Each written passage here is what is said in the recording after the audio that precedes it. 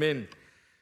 우리 한글은 표음문자라 이렇게 얘기를 합니다. 표음문자라는 건 뭐냐 하면 소리를 글로 만든 문자를 표음문자라고 합니다. 그래서 한글의 위대성은 뭐냐 하면 전 세계 모든 말과 심지어 소리까지도 글로 옮길 수 있습니다. 그렇잖아요.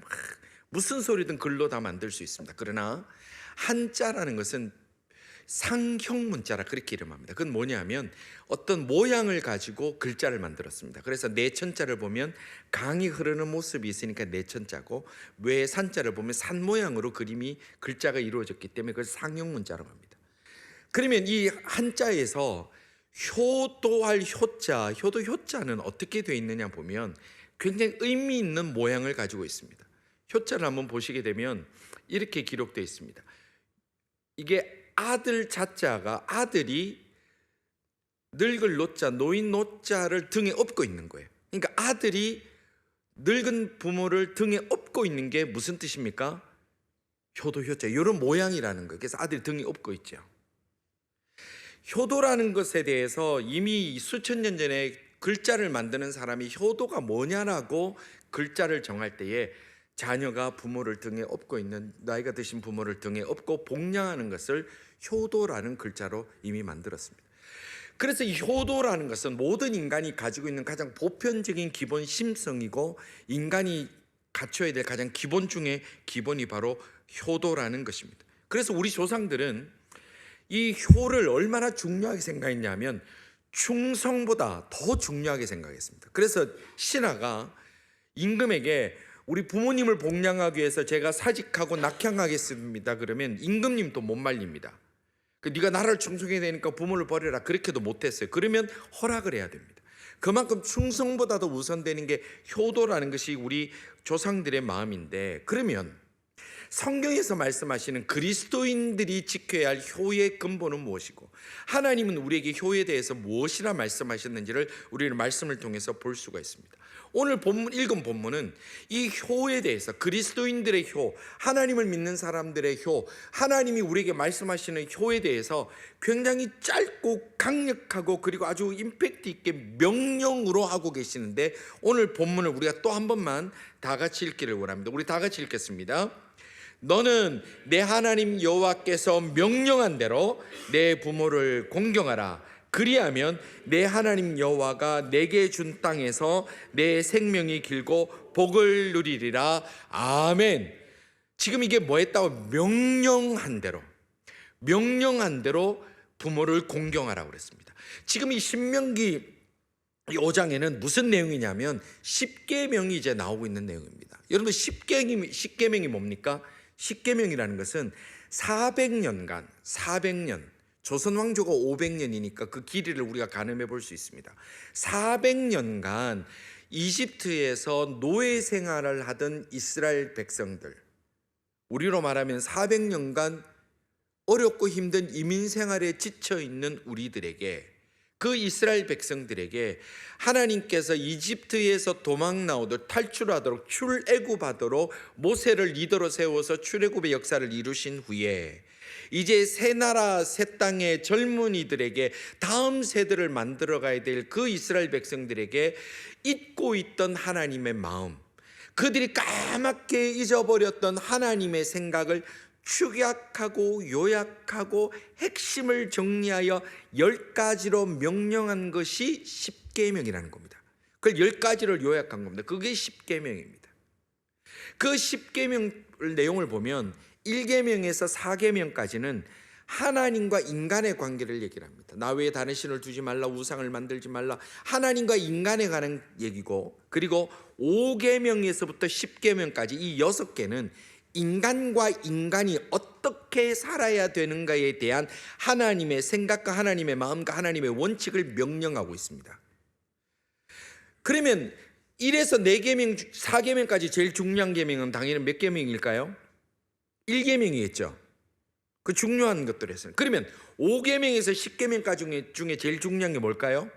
5계명이겠죠. 그러면 그 5번째 계명이 뭡니까? 그것이 바로 오늘 읽은 본문입니다. 하나님이 보실 때에 인간이라면, 사람이 살아간다면, 인간과 인간이 살아간다면, 인간 사회를 유지할 때 가장 중요한 대원칙이 뭐냐 하면 사람이라면 그 부모를 공경해야 되는 것이 하나님이 보실 때 인간관계의 가장 기본이라는 겁니다. 그래서 그 첫 번째로 명령하는 것이 5계명, 내 부모를 순종하라고 주님이 명령하고 계시는 겁니다.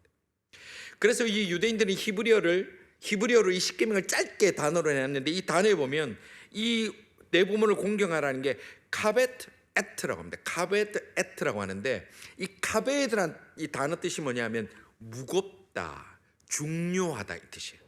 그러니까 하나님께서 인간관계를 얘기하면서 가장 무겁고 가장 중요한 얘기가 뭐냐?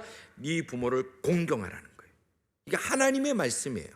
하나님이 가장 중요한 것이 이것이기 때문에 하나님의 백성은 이것이 의무고, 그리고 내가 그래서 너희에게 명령한다는 겁니다. 굉장히 강력한 말씀입니다. 그래서 그리스도인들에게는 효도라는 것은 어떤 선택의 영역, 옵션의 영역이 아니라 필수 요건이고, 그리고 하나님의 명령이기 때문에 우리는 반드시 핵심 가치로 지켜야 하는 것이 바로 이 효의 문제라는 겁니다. 근데 하나님께서 이 효를 얘기를 하면서 무엇을 약속을 해주셨냐면 복을 약속해 주셔서 효를 이루는 자는 복을 받는다. 16절 하반절에 보니까 이렇게 말씀합니다. 그리하면, 자, 그리하면 바로 앞에 내용이 뭐죠? 내 부모를 공경하라. 그리하면 뭐가 따라오느냐?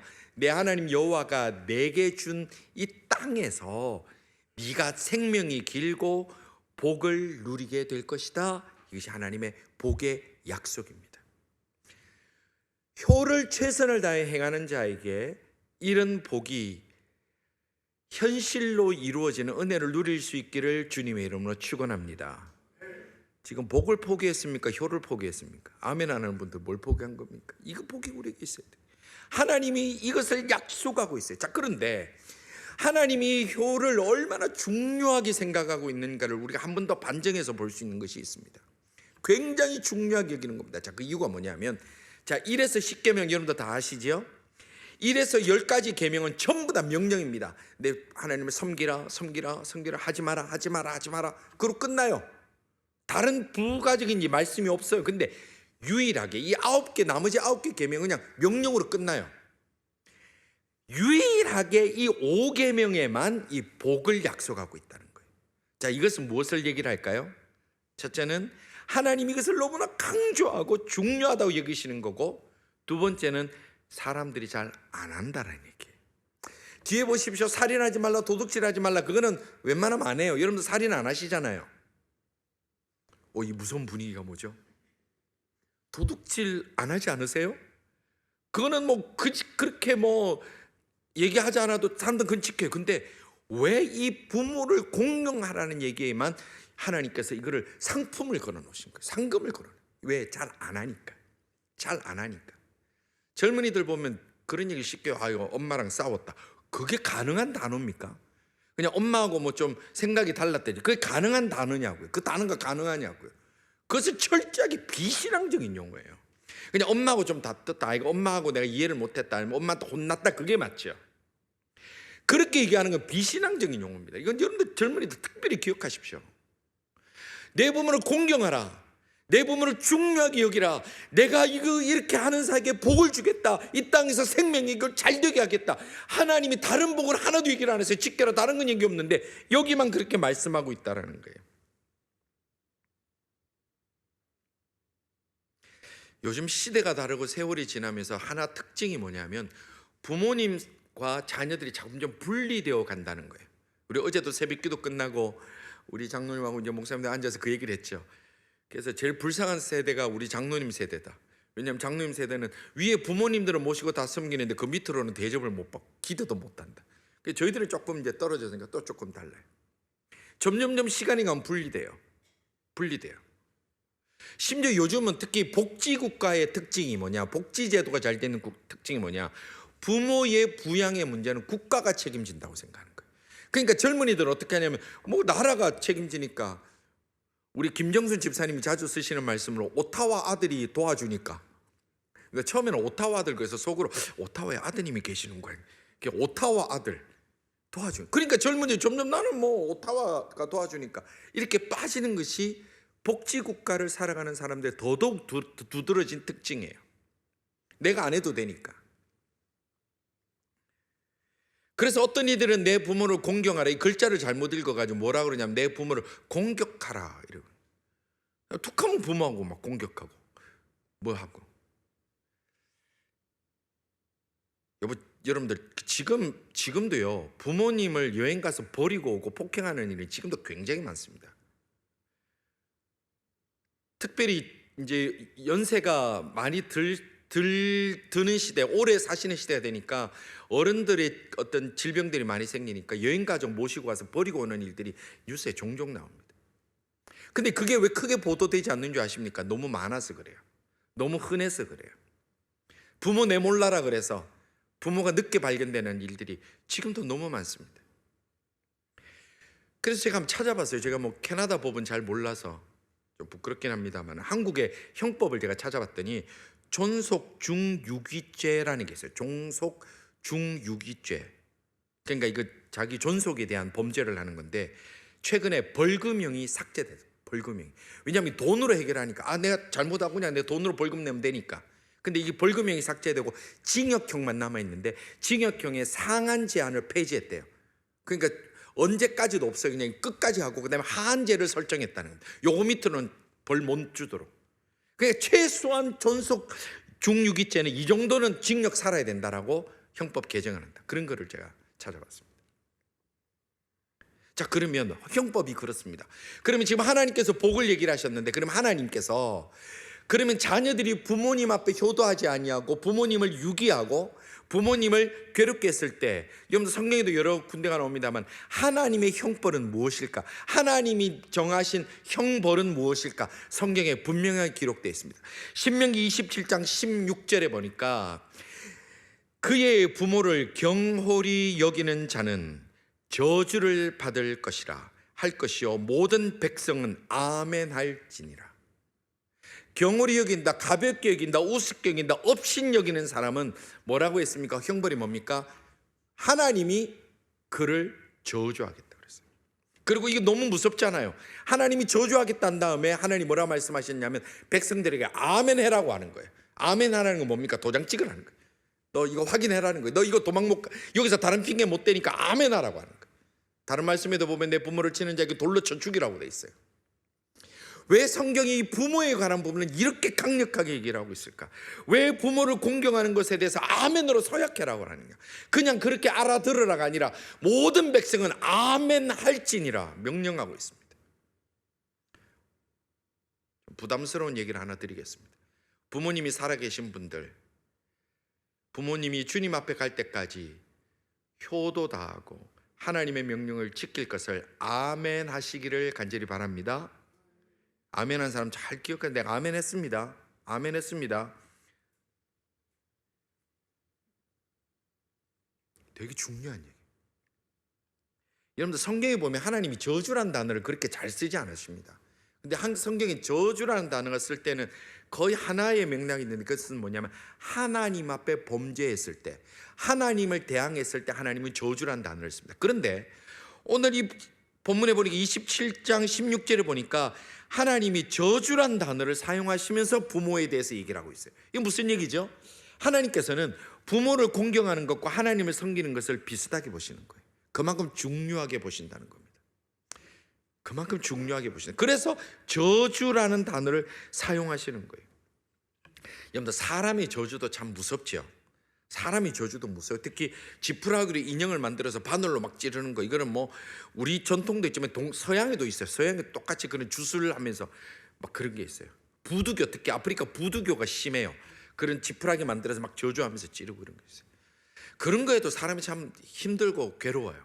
그런데 지금 만군의 여호와 하나님, 천지를 창조하신 하나님이 그냥 너희들 복을 못 받을 거야, 너희들 회개해야 돼, 너희들 그러면 안 돼가 아니라 저주라는 단어를 쓰는 것은 하나님의 마음이 얼마나 이 부분을 강조하고 있는지 우리는 꼭 기억해야 되는 겁니다.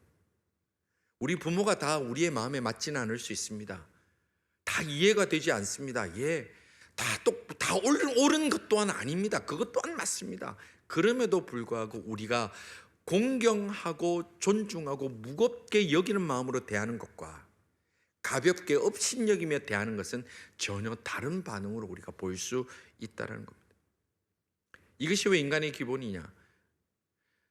여러분들 옛말에 이런 얘기 들어보셨죠? 구충신어 효자지문이라는 말이 있어요. 구할 구자, 구충신어 효자지문. 충신을 구하려면 효자 가문에서 구하라 그랬어요. 또 다른 말로 충신지구 효자지문 이렇게 말도 있습니다. 옛날부터 나라의 충신을 구하고 신하를 할 때 이 사람이 집안에서 부모를 어떻게 잘 섬기느냐를 보며 이 사람을 판단하는 거예요. 왜? 부모님께 효도하는 사람은 나라도 충성한다는 겁니다. 더 확장해서 얘기를 하면 오늘 이 본문 우리 주님께서 주신 하나님께 주신 말씀을 보면 부모에게 효도하는 사람이 하나님 나라의 귀한 일꾼이 될 수 있다는 거예요. 부모님께 효도하는 자가 하나님 앞에 충성된 백성으로 살아갈 수 있다는 거예요. 부모를 버리고 부모를 가볍게 여기면서 내가 하나님만을 사랑하겠다, 그건 하나님이 믿지 않습니다. 그리고 그것은 진짜일 가능성이 거의 없습니다.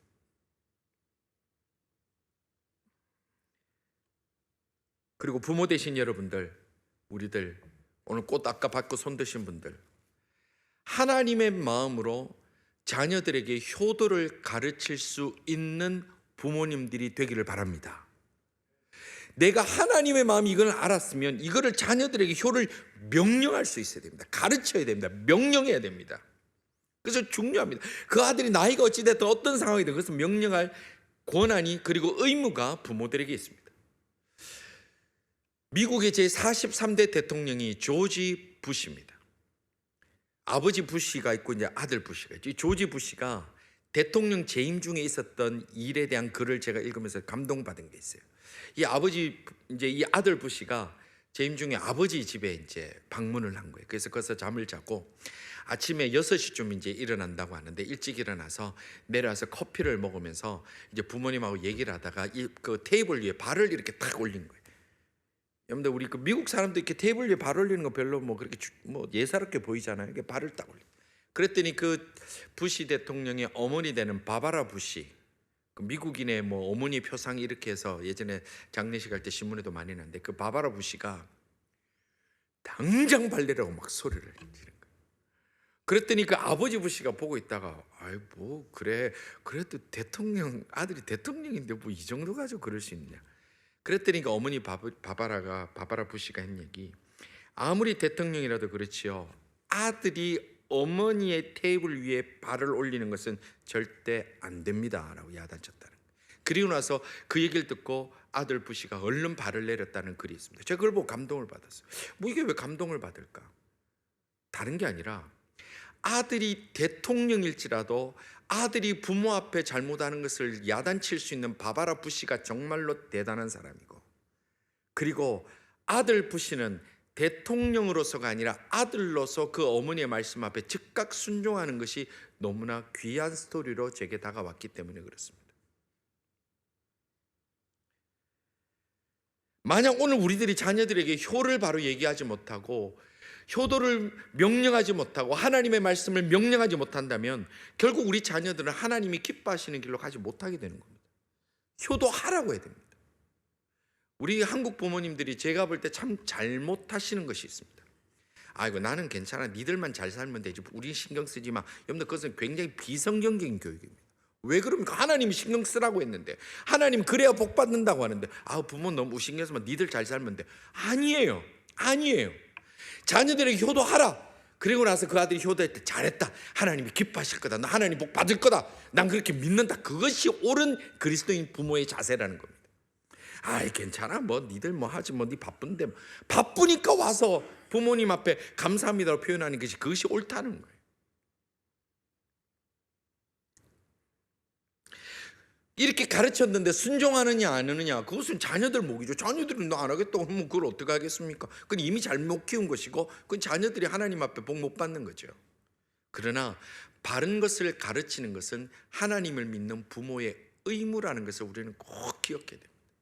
시대가 달라지고 세상이 달라지더라도 그것은 하나님께 위임받은 부모의 사명입니다. 성경은 이 사명에 대해서 어떻게까지 강조하고 있느냐 하면 신명기 6장 7절에서 9절 말씀을 보면 이 5장이 십계명이 나온 이후에 하나님의 마음을 쭉 설명한 이 모든 말씀이 나온 이후에 하나님께서 이 말씀을 어떻게 가르쳐야 되느냐고 말씀하고 있는 것이 신명기 6장 7절에서 9절 말씀입니다.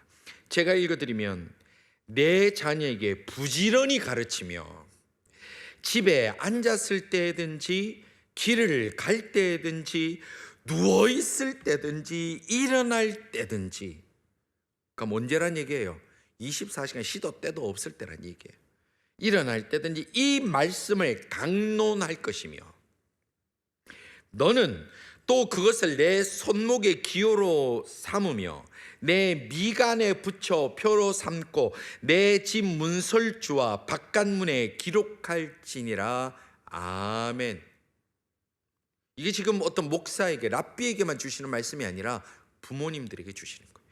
내 자녀에게, 그러니까 내 부모들은 부지런히 열심히 해서 가르치고 시도 때도 없이 가르치고 강조하고, 그리고 손목과 이마에 매서 그것을 잊어버리지 않게 하고 집에 들어갈 때 문설주에 붙여가지고 그것을 들어가고 나면서 보게 하고.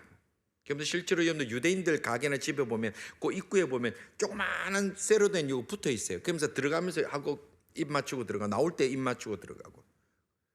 유대인들 코셔 큰 마켓에도 입구에 보면 있어요. 그래서 제가 보면 그 마켓에 들어간 사람들 전부 다 하고 입 맞추고 하고 나올 때 입 맞추고 하고.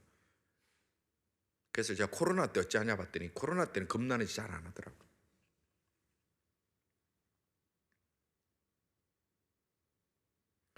자녀들이 결코 잊지 말아야 될 이것은 하나님의 저주를 받을 수 있다. 너무 무서운 말이지 않습니까? 속담에 이런 말이 있습니다. 이 뭐 서양 속담입니다만은, 가난한 한 아버지는 10명의 자녀를 키울 수 있지만 10명의 부유한 자녀는 한 명의 아버지를 복양하기 어렵다 그랬어요. 여러분 어떻게 생각하세요? 또 우리 요즘 새로 생긴 우스갯속담이 있지, 한국에는. 딸만 있는 집의 엄마는 고무장갑 끼고 죽고 아들만 있는 집은 길에서 죽는다. 왜 길에서 죽냐니까 이 아들도 절로 가라고, 둘째 아들도 절로 가라니까 길에서 왔다 갔다 하다 죽는다. 뭐 그런 얘기도 제가 들었습니다.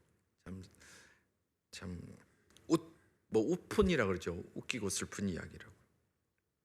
가난한 아버지가 10명의 자식들을 포기하는 법은 없습니다. 가난한 부모라고 해서 자식을 포기하는 법은 없습니다. 그러나 아무리 부유하더라도 하나님의 이 말씀을 지키지 아니하고 알지 못하는 자녀들은 그 10명의 부유한 자녀가 한 명의 내 어머니, 내 아버지를 복양하는 것을 너무 힘들어합니다. 그것 때문에 싸웁니다. 그것 때문에 형제 우애가 다 갈라집니다.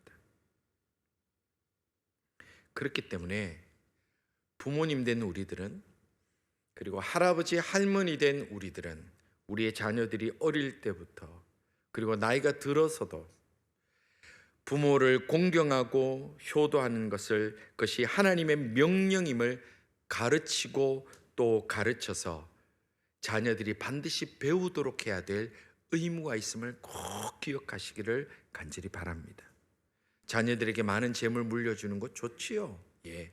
그러나 하나님의 복을 물려주지 못한다면 그거 다 헛사입니다. 그거 다 헛사입니다.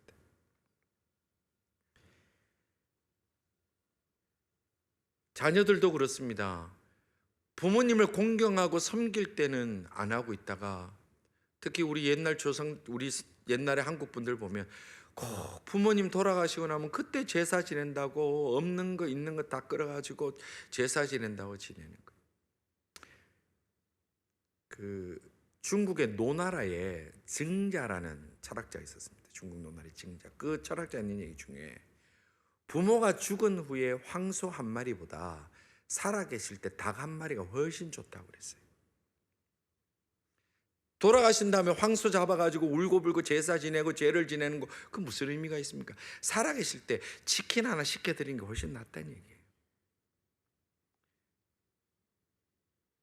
우리 와이캠도 오늘 마음에 도전되면 집에 가셔서 치킨 한 마리 엄마한테 배달시켜드려요. 맨날 어머니 저는 돈이 필요하니 이것만 하지 말고, 나중에 황소 잡을 생각하지 말고, 엄마 나중에 제가 트리플 A 와규 뭐 이런 거 하지 말고 지금 치킨 한 마리 주문해 드리는. 에베소서 6장 1절에서 3절 말씀, 하나님께서 사도 바울을 통해서 우리에게 이렇게 말씀을 주십니다. 자녀들아, 주 안에서 너희 부모에게 순종하라. 이것이 옳으니라. 뭐라고요? 애매하느니라. 이것이, 다 같이 읽겠습니다. 이것이 옳으니라. 다 같이요. 이것이 옳으니라. 이거 외에는 다른 길이 없다는 거예요. 옳으니라. 내 아버지와 어머니를 공경하라. 이것이 약속 있는 첫 계명이니. 약속이 뭡니까? 하나님의 복. 그 약속 있는 첫 번째 계명이니. 이로써 네가 잘되고 땅에서 장수하리라. 오늘 신명기 5장 이 말씀을 그대로 인용하고 있는 거예요. 부모님이 감사하게도 아직도 살아계신 분들은 부모님을 공경하고 순종해서 이 땅에서 잘되는 복을 가득 누리시기를 주님의 이름으로 축원합니다. 그리고 부모님 되신 분들은 우리의 자녀들이 결코 이 귀한 비밀과 이 귀한 복을 놓치지 않고 살아갈 수 있도록 자녀들에게 잘 가르치고 명령하고 확신 있게 그들에게 이 귀한 말씀을 전할 수 있어서 우리 자녀들이 잘 되게 할 수 있는 참 지혜로운 하나님의 사람들이 다 될 수 있기를 또한 주님의 이름으로 축원합니다. 함께 기도드리겠습니다. 아버지 하나님, 감사합니다. 저희들에게 이 귀한 부모님을 공경하며 섬기는 복을 약속하여 주심을 감사합니다. 저희 교회와 저희들의 자녀들이 하나님의 이 말씀대로 살아감으로 복받는 것을 경험케 하여 주시며 저희들이 효자들에게 주시는 하나님의 복을 확신 있게 경험하는 부모들 또한 다 될 수 있도록 저희들에게 약속의 말씀이 확신 가운데 이루어질 수 있도록 은혜 베풀어 주시옵소서. 하나님의 말씀에 의하여 담대히 가르치게 하시고 하나님의 말씀에 의하여 담대히 순종하는, 최선을 다하여 순종하는 우리의 자녀들, 젊은이들 또한 다 될 수 있도록 주님이여 은혜 베풀어 주옵소서. 하나님 아버지, 어렵고 힘든 이민 생활을 살아가지만 그 매일의 삶 속에 하나님이 주신 약속, 그 약속 붙들고 결코 지치지 않고 흔들리지 않고 말씀 위에 우뚝 서 나가는 우리 모든 하나님의 사람들 다 되기를 원하옵고, 오늘 또 저희의 모든 믿음의 가정들을 주님 붙들어 주시며 복의 복을 다하여 주시기를 간절히 소원하옵고 예수님 이름으로 기도드리옵나이다. 아멘.